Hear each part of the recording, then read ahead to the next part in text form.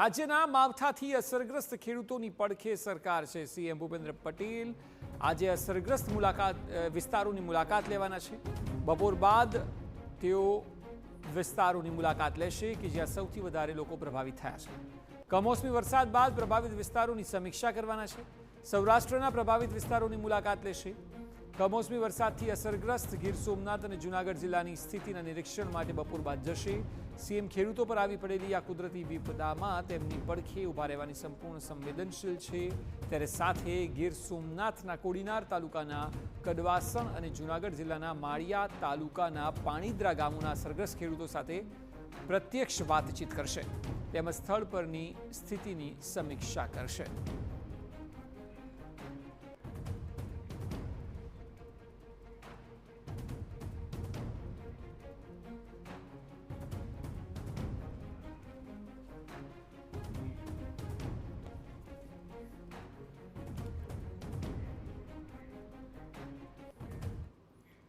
તો સીએમનો જે પ્રભાવિત વિસ્તારોમાં પ્રવાસ રહેવાનો છે તે વિષય પર વધુ માહિતી આપવા માટે આપણી સાથે પોલિટિકલ એડિટર કિંજલ મિશ્રા જોડાયા છે।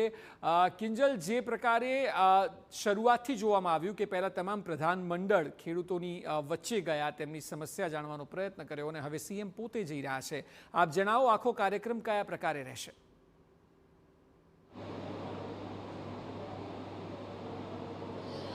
देखो अक्षय, एक तरफ ज्યાં વિપક્ષ આ સમગ્ર ઘટનાને એક રાજકીય રંગ આપવાનો પ્રયાસ કરી રહી છે કે હજુ સુધી સહાય છે તે જાહેર કરવામાં નથી આવી, તો બીજી તરફ સરકાર પણ માની રહી છે કે જે કુદરતી આફતો આવી રહી છે તેના કારણે ખેડૂતોને ખૂબ મોટા પાયે નુકસાન થયું છે।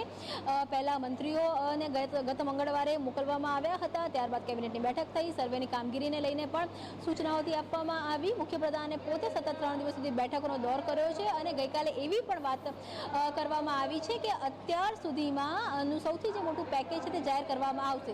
જ્યાં સુધી વાત છે જાતે અસરગ્રસ્ત વિસ્તારોમાં જવાનું, તો આજે મુખ્યપ્રધાન પોતે અસરગ્રસ્ત વિસ્તારોમાં જઈ રહ્યા છે। સૌથી જે પ્રભાવિત વિસ્તારો હતા સૌરાષ્ટ્ર અને દક્ષિણ ઝોનમાં સૌથી પ્રભાવિત વિસ્તારો હતા એ જોવા મળી રહ્યા હતા। ત્યારે આજે બપોર બાદ સૌરાષ્ટ્રના પ્રવાસે મુખ્યપ્રધાન જોવા મળી રહ્યા છે। ખાસ કરીને જે 2 જિલ્લા છે ગીર સોમનાથ અને જૂનાગઢ જિલ્લાના જે અલગ અલગ ગામો છે કે જે સૌથી વધારે પ્રભાવિત થયા છે, ત્યાં ઊભો પાક પણ સંપૂર્ણપણે ખરાબ થઈ ચૂક્યો છે, પશુધન પણ ખરાબ થઈ ચૂક્યું છે અને ખેડૂતો ખૂબ જ કહી શકાય કે એક એવી અવસ્થામાં છે કે જ્યાં સરકારે એક સ્ટેન્ડ લેવું જરૂરી છે। તો તમામ વિસ્તારોમાં ખુદ મુખ્યપ્રધાન છે તે આજે મુલાકાત લેવાના છે।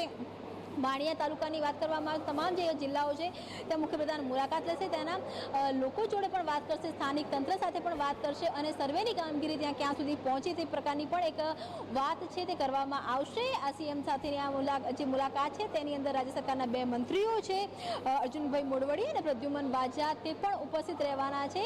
3 દિવસમાં સહાય પેકેજ જાહેર કરવાની વાત છે, સર્વે પૂર્ણ કરવાની વાત છે, ત્યારે એ સમયમાં પેકેજ જાહેર કરતા પહેલા મુખ્યપ્રધાનની આ મુલાકાત છે તે ખૂબ જ સૂચક રહેશે એવું માનવામાં પણ આવી રહ્યું છે કે સૌરાષ્ટ્ર બાદ દક્ષિણ ગુજરાતનો પણ જે પ્રવાસ છે તે મુખ્યપ્રધાન કરી શકે છે।